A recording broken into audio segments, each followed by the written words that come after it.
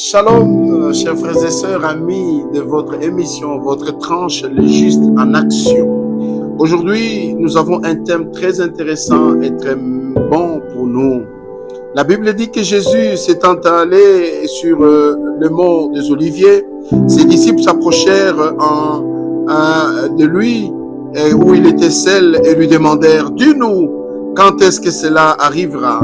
Comment allons-nous savoir que c'est le moment de ta venue et de la fin du monde ?» Jésus leur dit, faites attention et que personne ne vous trompe, ne vous laissez pas tromper.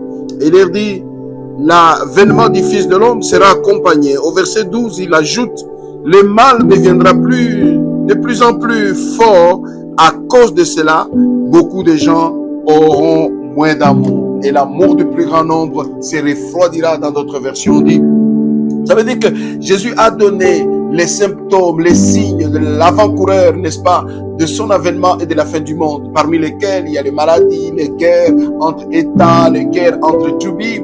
Et la Bible d'ajouter qu'au temps de la fin, il y aura des moments difficiles, le péché sera beaucoup plus nombreux et l'amour du plus grand nombre se refroidira. Je suis venu rappeler à quelqu'un que l'alliance que tu as fait avec Jésus, ce n'est pas une alliance qui tient au fil des hommes, qui tient à un fil, n'est-ce pas, tenu par les hommes. Tu as une alliance avec les Shiloh, avec le prince de paix, avec Jéhovah Salem, celui le Dieu de Salama, celui le Dieu de paix, et celui qui va te procurer cette paix-là, tu as besoin d'être comme lui. Tu n'as pas besoin d'être oscillant. Si les gens sont mauvais, tu deviens mauvais. Non, la Bible dit que l'amour du plus grand nombre ne soit pas parmi les grands nombres, soit dans la maturité, soit dans les côtés de ceux qui sont moins nombreux, mais qui ont la connaissance et la parole du Seigneur. Moi, je insiste sur ce qu'il dit, l'amour du plus grand nombre se refroidira. Pourquoi? Parce que le mal sera partout. Fuyons le mal, venons vers le bien, gardons de faire le bien, même si les hommes nous remboursent le mauvais, regardons le bien, même si les hommes deviennent méchants à nos côtés, faisons le bien parce que le bien paye. Et les mal qui se fait à nos côtés sont les signes du temps de la fin. Jésus revient bientôt.